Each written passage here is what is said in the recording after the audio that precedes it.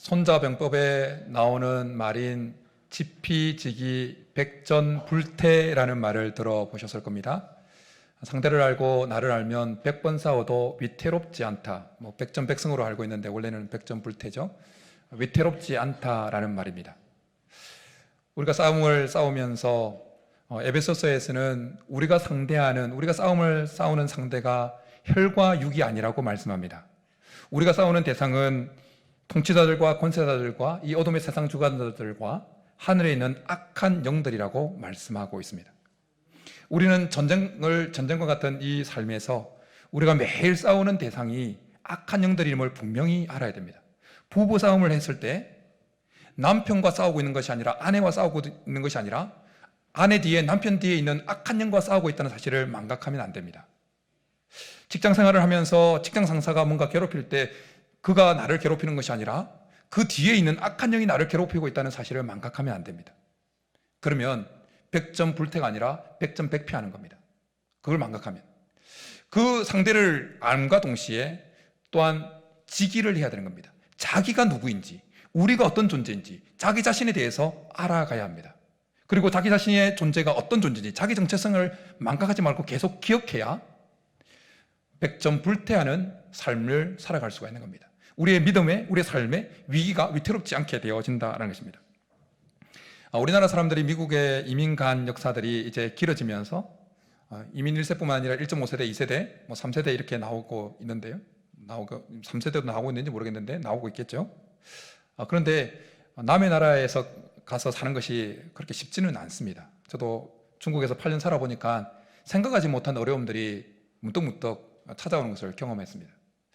미국에서 1세들이 언어의 장애를, 언어 생활에 어려움을 겪는다고 합니다. 그리고 1.5세와 2세들은 정체성에 대해서 정체성 혼란을 겪는다는 거예요. 법적으로는 엄연히 미국인이지만 그러나 그 현실이 백인이 주를 이루고 있는 그 사회에 진입하려고 하다가 번번이 좌절을 경험하면서 자기가 무엇인가, 분명히 법적으로는 미국인인데 정서적으로나 문화적으로나 사회적으로 자기가 여전히 이방인이라는 그 현실을 직면하고는 자기 정체성의 혼란을 겪는다는 거예요. 근데 미국에 이민 생활하고 있는 이 이민자들이 자기 정체성에 대한 혼란을 겪는 것처럼 그리스도인 된 우리들이 이 세상을 살아가면서 때때로 정체성의 혼란을 겪을 수 있다는 것입니다. 분명히 우리가 예수 그리스도를 영접함으로 하나님의 자녀라는 그 법적인 선언을 받았음에도 불구하고 우리의 현실에서 때때로 우리가 그리스도인인가, 하나님의 자녀인가, 하나님의 백성인가 라는 의문이 드는 어려운 현실을 직면할 때가 있습니다. 그러면 우리 속에 하나님 자녀로서의 정체성이 흔들리게 되어집니다. 하나님의 이사야 선지자를 통해서 하나님께서 선택하신 그 하나님의 백성들에게 이렇게 말씀해 주고 있습니다. 여인이 어찌 그 젖먹는 자식을 잊겠으며 자기 태에서 난 아들을 긍휼히 여기지 않겠느냐? 그들은 혹시 잊을지라도 나는 너를 잊지 아니할 것이라. 우리 하나님은 예수님을 영접하고 하나님의 자녀 된 우리를 결코 잊지 아니하시는 분이십니다. 우리 머리털까지 다 세심바 되신 분이십니다. 우리 안고 일어서심을 아시고 우리 입에 알지 못하시는 것이 하나도 없으시는, 우리를 언제나 기억하고 계시는 분이십니다. 그런데 문제는 우리가 그것을 잊어버린다는 겁니다. 우리가 하나님을 잊어버린다는 겁니다. 우리가 하나님의 자녀라는 사실을 잊어버린다는 겁니다. 우리가 얼마나 큰 특권을 가지고 있는 존재인지 그것을 망각해버리고 살 때가 너무나 많다는 것입니다.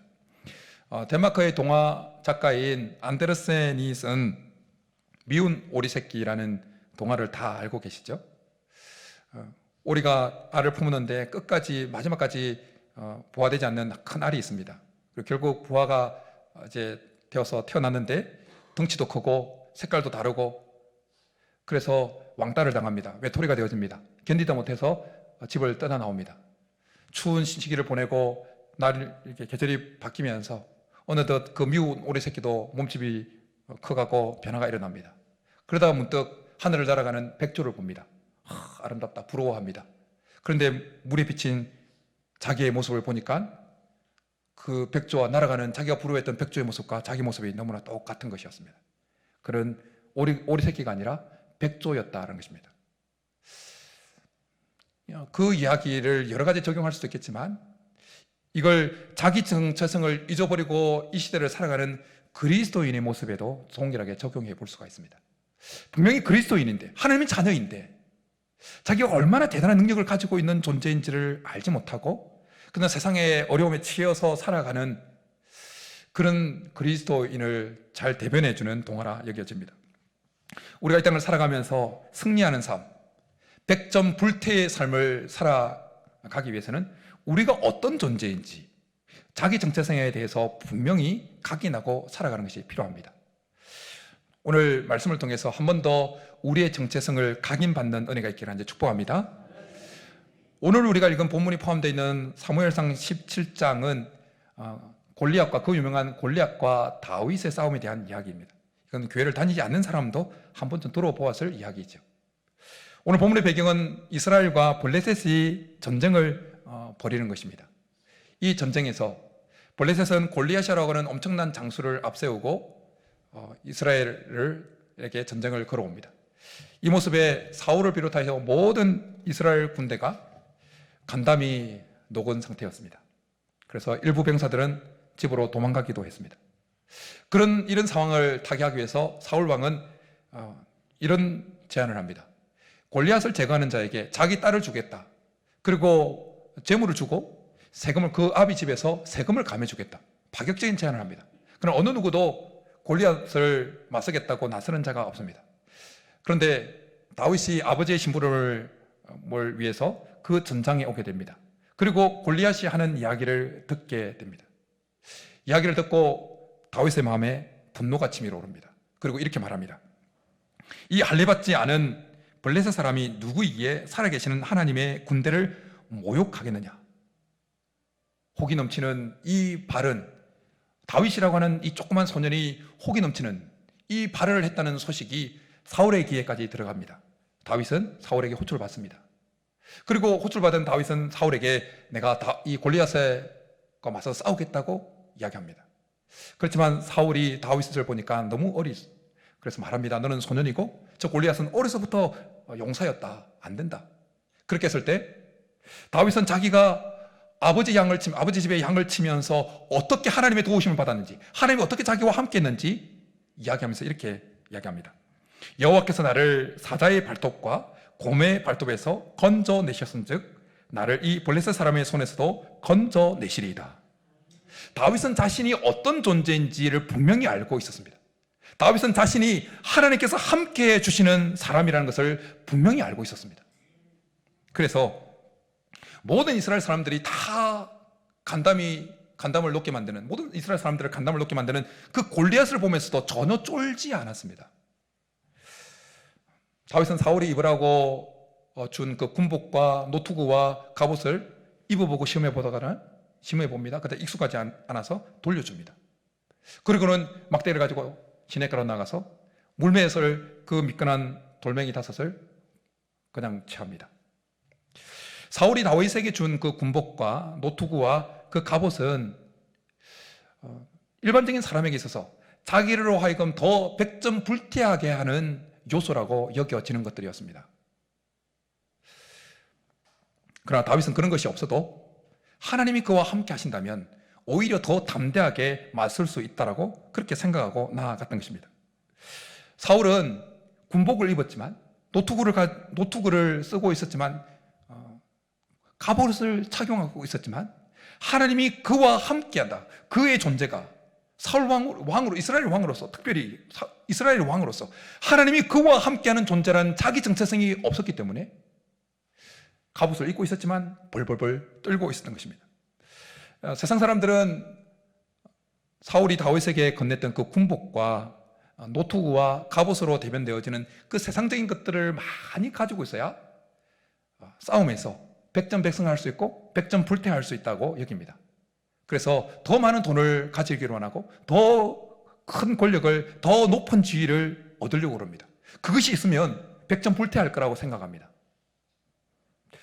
하나님을 모르고 하나님을 믿지 않는 사람들이야 뭐 그렇다 치더라도, 그런데 하나님을 믿고 섬긴다고 하는 사람들도 자기 존재가 어떤 존재인지를 망각하고 살아가는 사람은 세상 사람들은 똑같이 더 많은 돈을 가져야, 더 높은 지위를 가져야, 더 강력한 세상적인 뭐 어떤 것을 가져야 백전불태할 수 있다고, 백전백승할 수 있다고 여긴다는 겁니다. 그러나 다윗처럼 하나님께서 자신은 하나님께서 함께 해주시는 인생, 자신의 정체성은 하나님께서 함께 해주는 존재라는 사실을 강하게 확신하고 있는 자는 그런 것이 없어도 백전불태의 자세로 세상과 맞설 수 있게 되어진다는 것입니다. 전혀 세상 앞에 쫄지 않게 되어진다는 것입니다. 하나님은 사도 요한을 통해서 이렇게 말씀합니다. 영접하는 자 곧 그 이름을 믿는 자들에게는 뭐가 되겠다고요? 하나님의 자녀가 되는 권세를 주셨으니 라고 말씀합니다. 예수님을 영접하는 그 자에게, 예수님을 영접하는 그에게는 하나님의 자녀가 되어지는 권세를 주셨다. 여러분 하나님 자녀인 줄 믿습니다. 이 하나님의 자녀가 되는 권세라고 말씀할 때 이 권세는 엑수시아라는 헬라어가 사용되어졌는데 이것은 권리, 능력, 권세, 권위라는 뜻을 가지고 있습니다. 하나님은 예수 그리스도를 영접하는 자에게 하나님의 자녀가 되는 권리를 주셨다는 겁니다. 그리고 그 권리는 능력이라는 겁니다. 권세라는 것입니다. 여러분 왜 하나님의 자녀라고 하는 이 권리가 권세가 되고 능력이 되어집니까? 그것은 하나님 자녀된 자 뒤편에 하나님이 계시기 때문입니다. 하나님의 자녀가 된 자에게는 하나님이 함께 하시기 때문입니다. 1957년 8월 30일 경주 경찰서에 전화 한 통이, 경찰서 서장실에 전화 한 통이 걸려왔습니다. 나 이강석인데, 그 한마디에 경주 경찰서장이 벌떡 일어나서 보선발로 그 전화한 곳으로 달려갔습니다. 그럼 아이고 귀하신 몸이 어떻게 이렇게 혼자 오셨습니까? 여러분 혹시 이강석이라는 인물을 아십니까? 예라고 하는 분은 연령이 조금 높으신 분. 이강석은 우리나라 초대 대통령이었던 이승만 대통령의 양아들입니다. 그리고 그 당시 이인자였던 이기붕의 친아들이었습니다. 당시 50년대 우리나라 1인자의 양아들, 그리고 친아버지가 우리나라의 2인자, 그러니 이강석의 이름은 그냥 엄청난 권세를 가지고 있는 거죠. 그러니까 그런 사람이 아버지의 밀명을 받아서 암행어사로 경주에 내려왔다고 그러니까 경주 전체가 팍팍 뒤집어진 거예요. 경찰서장이고 시장이고 군수고 다 달려와서 관사를 제공하고 향응을 제공하고, 심지어 그 당시 36사단장은 군용 차량도 경원도 대절해서 향을 제공했다. 서로 사진 한번 찍으려고 막 몰려들었다는 거예요. 그런데 그곳에 내려왔던 그 사람은 진짜 이강석이 아니라 대구 출신의 무직자 강성병, 22세의 강성병이었다는 거예요. 다들 이강석의 얼굴을 모르고 이름만 알고 있으니까 그랬는데, 그 당시 경북도지사는 그 이승만의 아들, 양아들이었던 이강석의 얼굴을 알았기 때문에 가짜인 걸 알고 바로 사기죄로 집어넣었다는 거예요. 사기로 들통났지만 대통령의 아들, 60년대 대통령의 아들이 가지고 있는 권세가 얼마나 대단한지를 정말 잘 보여주는 사건이었다는 겁니다. 한나라의 대통령의 아들도 이만큼의 권세와 능력이 있다면 천지 만물을 창조하시고 역사의 주관자 되시는 하나님의 자녀된 우리들에게는 얼마나 큰 권세가 있겠냐는 겁니다. 이것을 잊지 말라는 것입니다. 하나님은 사도 바울을 통해서 로마서에서 우리에게 이렇게 말씀합니다. 성령이 친히 우리 영으로 더불어 우리가 하나님의 자녀인 것을 증거하시나니 자녀이면 또한 후사 곧 하나님의 후사요 그리스도와 함께한 후사니. 그리스도와 함께한 후사라는 표현은 그리스도와 공동상속자라는 의미입니다. 공동상속자. 하나님께서 아들 예수 그리스도에게 주신 것을 함께 상속받을 수 있는 공동상속자가 저와 여러분이라는 것입니다. 그렇다면 하나님께서 아들 예수 그리스도에게 주신 것이 유업이 무엇입니까? 제일 중요한 것은 하나님께서 그 아들 예수 그리스도와 함께 해주시는 영광과 하나님 나라 전체였습니다. 그러니 우리가 예수 그리스도를 영접함으로 하나님의 자녀가 되면서 예수 그리스도와 공동상속자가 되면서 얻은 특권은 뭐냐? 하나님이 언제나 우리와 직접적으로 함께 해주신다는 것입니다. 잘 감이 와닿지 않습니까? 하나님께서 우리와 함께 하는 것이 얼마나 큰 특권이고 얼마나 큰 능력이고 얼마나 큰 권세인지 잘 와닿지가 않습니까? 좀 감이 오도록 단감 말고 다른 예를 들어서 여러분에게 말씀드릴게요.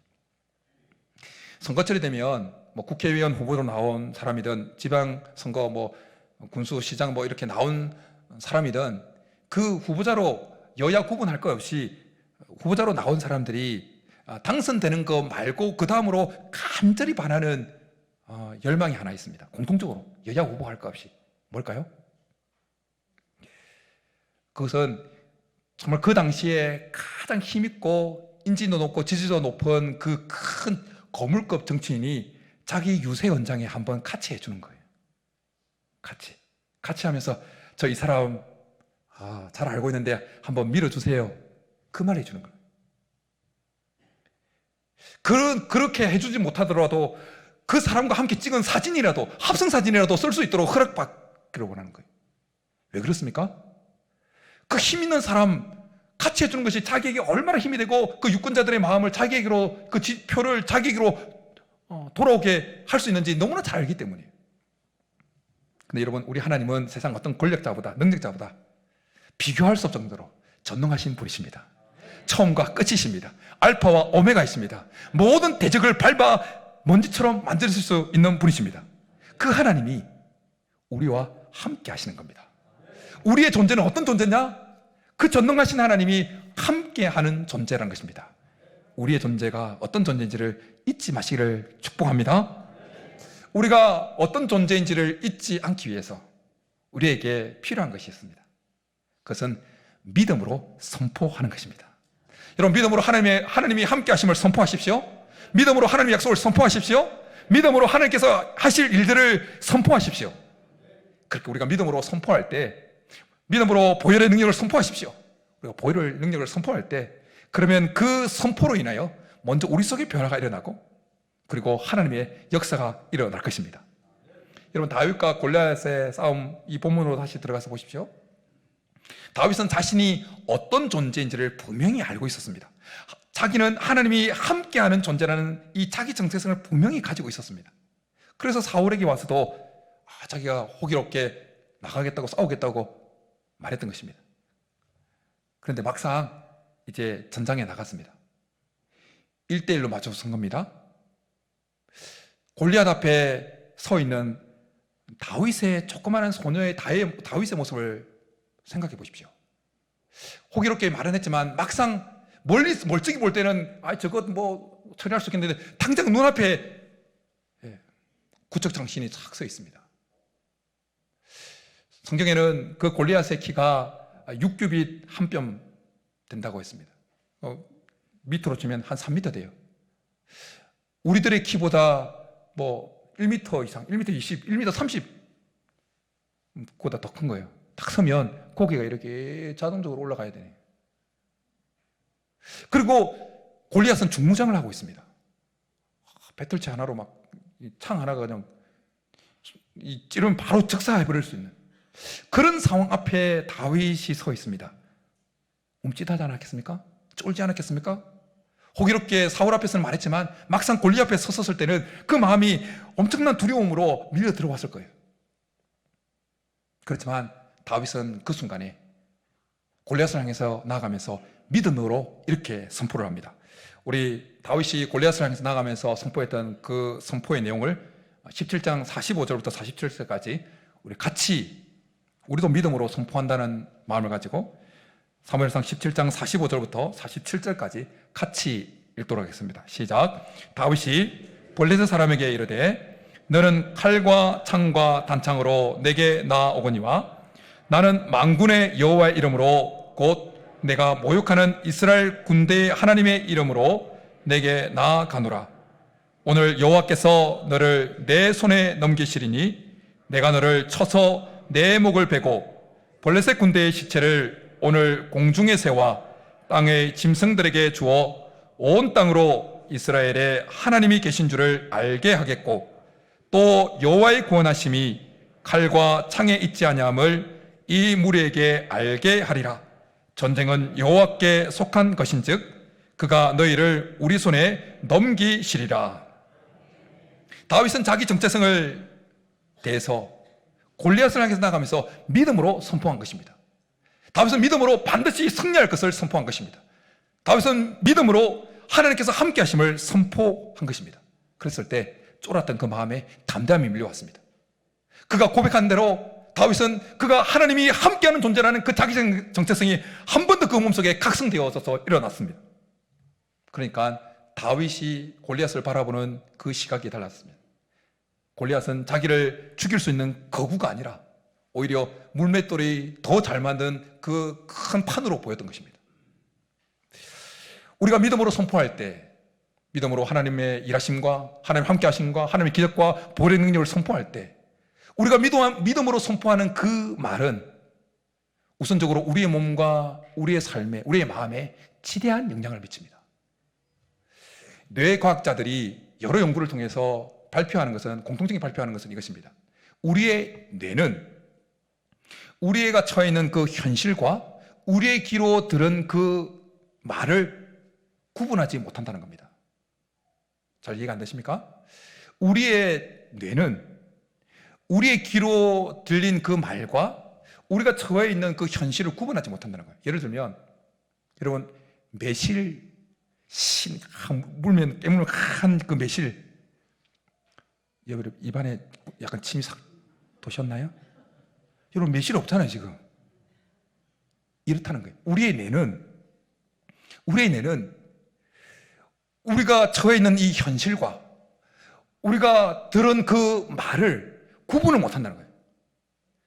그래서 우리 삶이 아무리 불행해도, 지금 내가 처해 있는 상황이 정말 풍년동화 같은 상황이라 할지라도 행복하다, 잘 될 거야, 감사하다 이 말을 하면 우리 몸속을 행복하게 만드는 도파민과 같은 행복 호르몬이 나온다는 거예요. 그런데 모든 것을 다 갖추고 남편도 잘해주고 아내도 뭐 잘해주고 뭐 잘 형통한데 짜증나, 불행해, 이거 불만족하고 계속 불평하고 하면 우리 몸속에 스트레스를 유발하는 호르몬이 나온다는 거예요. 믿음으로 우리가 하나님의 말씀을, 하나님의 약속을 선포하고 하나님의 일하심을 선포하고 보혈의 능력을 선포할 때 그 말은 먼저 우리의 귀에 들어와서 그 뇌가 우리 몸속에 우리가 하나님의 자녀인 것을, 하나님의 특권을 가지고 있는 하나님의 백성이라는 사실을 각성시키게 만든다는 것입니다. 그러기에 여러분, 할 수 있는 한 자주 하나님의 약속을 믿음으로 선포하시기 바랍니다. 반드시 승리하리라 선포하시기 바랍니다. 모든 것이 합력하여 선을 이룰 것이라 선포하십시오. 기적은 일어날 것이라 선포하십시오. 보혈의 능력이 우리를 치유한다 선포하십시오. 놀라운 역사가 일어나게 될 줄 믿습니다. 잠언서에서는 이렇게 말씀합니다. 사람은 입에서 나오는 열매로 말미암아 배부르게 되나니 곧 그의 입술에서 나는 것으로 말미암아 만족하게 되느니라. 그런가 하면 또 이렇게 말씀합니다. 내 입의 말로 내가 얽혔으며 내 입의 말로 인하여 잡히게 되었느니라. 앞에 잠언의 말씀은 그 말의 결과로 나타난 좋은 결과이고, 두 번째 말씀한 인용한 잠언의 말씀은 그 부정적인 말을 한 그 결과를 이야기한 것입니다. 우리가 믿음으로 하나님의 약속을 선포하고 하나님의 일하심을 선포하고 보혈의 능력을 선포하고 하나님의 함께 하심을 선포하고 하나님의 기적을 매일 해야 되지만 특별히 우리가 이런 것들을 자주 선포해야 될 때가 있습니다. 언제냐면 우리의 삶에 고난이 밀려올 때입니다. 우리가 힘으로 어떻게 해볼 수 없는 골리앗 같은 대적이, 환경이 우리에게 조성되어질 때입니다. 정말 칠흑 같은 어둠이 밀려올 때입니다. 왜 그때 더 우리가 믿음으로 하나님의 일하심과 하나님의 약속과 보혈의 능력과 하나님의 기적을 선포해야 되냐면, 그런 시기를 만나게 되면, 그런 환경을 만나게 되면, 골리앗 앞에 서게 되어지면 뿐만 아니라 다윗을 제외한 모든 사울과 이스라엘 병들이 다 자기가 어떤 존재인지 자기 정체성을 다 까맣게 잃어버리고 두려움에 쫄아버렸던 것처럼 대부분의 성도도, 앞에 있는 목사도 골리앗 같은 내 힘으로 어떻게 할 수 없는 그 장벽을 만나고 대적을 만나게 되어지면 내가 어떤 존재인지를 까맣게 잊어버린다는 겁니다. 내가 어떤 능력을 가지고 있고 어떤 특권을 가지고 있고 이걸 다 까먹어버린다는 거예요. 그러기에 우리가 칠흑 같은 어둠을 직면할 때마다, 더욱 특별히 더 우리가 골리앗과 같은 엄청난 대적을 직면할 때마다 더 하나님 나와 함께 하셔, 하나님 반드시 나에게 승리를 주실 거야, 모든 것이 합력하여 선을 이루실 거야. 나는 반드시 승리할 거야. 이 믿음의 선포를 해야 된다는 것입니다. 출애굽한 이스라엘 백성들이 가데스 바네아에 이르렀을 때 12명의 정탐꾼을 가나안 땅에 보내어서 40일간 정탐하게 와서 보고를 받습니다. 그때 우리가 잘 알고 있는 대로 10명은 그 땅에 대해서 악평을 합니다. 그리고 그들이 보기에도 우리가 메뚜기같이 여겨질 것이다, 그렇게 말을 합니다. 그러나 여호수아와 갈렙은 이렇게 믿음으로 선포합니다. 그들의 보호자는 그들을 떠났고 여호와는 우리와 함께 하시느니라. 그들은 우리의 밥이다, 우리의 먹이다 라고 고백합니다. 선포합니다. 그 결과는 어떻게 되는지 우리가 잘 알고 있지 않습니까? 부정적으로 그렇게 말했던 그 10명의 정탐꾼은 하나님 주신 그 치신 재앙으로 죽여버린, 그 자리에서 즉사.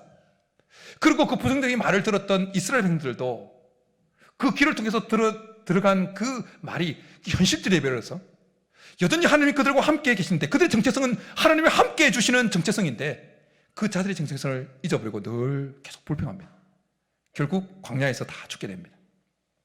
그러나 여호수아와 갈렙 믿음으로 하나님의 함께 하심을 선포했고 반드시 승리하리라 하나님의 약속을 선포했던 여호수아와 갈렙은 결국 가나안 땅에 들어간 것을 보게 되어집니다. 여러분, 말에는 권세가 있습니다. 특별히 하나님을 믿는 우리들에게는 내 귀에 들린 대로 시행하리라 말씀하시는 그 하나님과 관계를 맺고 있는 우리들, 믿는 우리들의 입에서 나오는 말에는 더욱더 권세가 있는 것입니다. 그러기에 할 수 있는 한 승리를 선포하시고 보혈의 능력을 선포하시고 하나님의 약속을 선포하고 하나님의 기적을 선포하십시오. 요한복음 5장에 보면 예수님께서 베네스다 연못가에 내려가셔서 38년 된 병자에게 이렇게 선포하십니다. 일어나 내 자리를 들고 가라, 걸어가라. 그러자 그 병자가, 38년 된 병자가 일어나서 걸어가는 역사를 경험하게 되어집니다.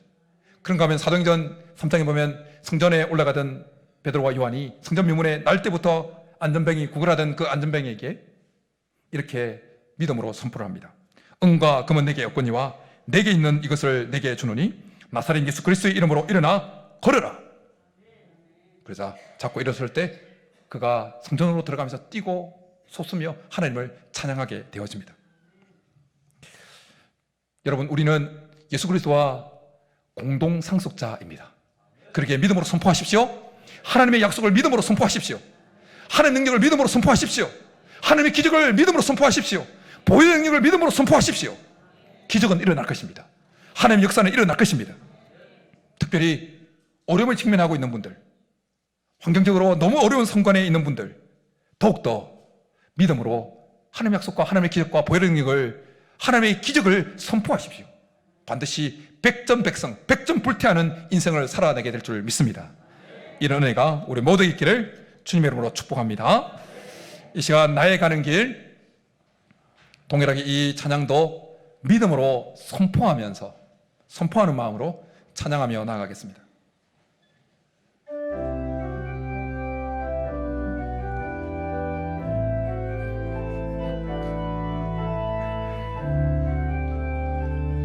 나의 가는 길,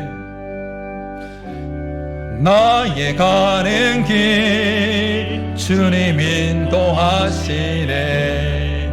그는 보이지 않아도 날 위해 일하시네. 주 나의 인도자 항상 함께 하시네. 사랑과 힘 베푸시며 인도하시 나의 가는 길, 나의 가 믿음으로 선포합니다. 주님 인도하시네. 그는 보이지 않아도 날 위해 일하시네. 주 나의 인도자 항상 함께 하시네. 사랑과 힘 베푸시며 인도하시 광야의 길을 만드시는 주님, 광야의 길을 만드시고 날 인도해. 사망의 강 만드신 것 보라. 하늘과 땅 변해도 주의 말씀 영원히 내 삶 속에 새 일을 행하리. 나의 가는 길 주님 인도하시네. 그는 보이지 않아도 날 위해 일하시네. 주 나의 인도자 항상 함께 하시네. 사랑과 힘 베푸시며 인도하시네.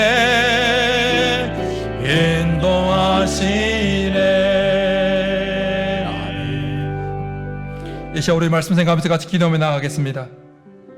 사탄 마귀는 끊임없이 우리의 어려운 환경을 통해서, 우리가 처한 그 어려운 환경을 통해서 우리가 어떤 존재인지, 우리가 얼마나 큰 능력과 권세를 가지고 있는 자들인지 우리 정체성에 대해 망각하게 만들지만, 오늘 말씀을 통해서 한 번 더 우리가 어떤 존재인지 각인받게 되었사오니 우리가 날마다 믿음으로 선포하게 도와달라고, 믿음으로 하나님의 약속과 하나님의 기적과 보혈의 능력과 하나님의 일하심을 선포하며 백전불태의 인생, 백전백승의 인생을 살아내는 믿음의 자녀들 다 되게 도와달라고 우리 주 한번 부르고 기도 나가겠습니다. 주여! 살아계신 하나님, 사탄 마귀는 끊임없이 우리가 어떤 존재인지 우리의 정체성을 망각시키지만, 이 시간 말씀을 통해서 우리가 얼마나 큰 권세, 자녀의 권세를 가지고 있는 자들인지 한 번 더 깨닫게 해주시니, 각성시켜 주니 감사합니다. 우리가 어려움에 처할 때마다, 우리가 골리앗과 같은 어려움을 직면할 때마다, 대적을 만날 때마다 믿음으로 하나님의 일하심을 선포하게 도와주소서.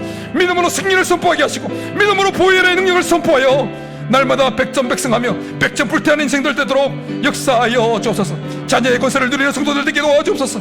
이번 한 주도 믿음으로 선포하게 도와주소서. 하나님이 함께 하심을 선포하고, 하나님의 일하심을 선포하며, 하나님의 기적을 선포하며, 예수 그리스도의 보혈의 능력을 선포하여 승리하는 성도들, 하나님의 기적을 경험하는 자녀의 권세를 누리는 성도들 되도록 역사하여 주옵소서. 백전백승하는, 백전불태하는 인생들 되도록 주께서 함께하여 주옵소서.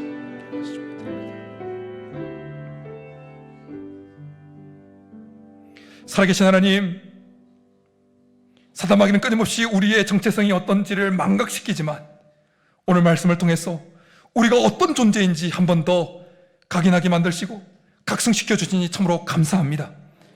세상 앞에 쫄지 않게 하여 주시고, 우리와 함께 하신 하나님 믿음으로 선포하며, 믿음으로 하나님의 약속을 선포하며, 하나님의 기적을 선포하며, 보혈의 능력을 선포하여 어떤 상황 속에서도 백전백승하며 백전불태임 자세로 이 세상과 맞서 싸울 수 있도록 우리에게 은혜를 베풀어 주옵소서. 믿음으로 선포하여 하나님께서 행하시는 기적을 경험하는 모든 성도들 되도록 함께하여 주옵소서. 그렇게 주실 줄 믿고 감사를 드리며 예수님의 이름으로 축복하며 기도드립니다. 아멘.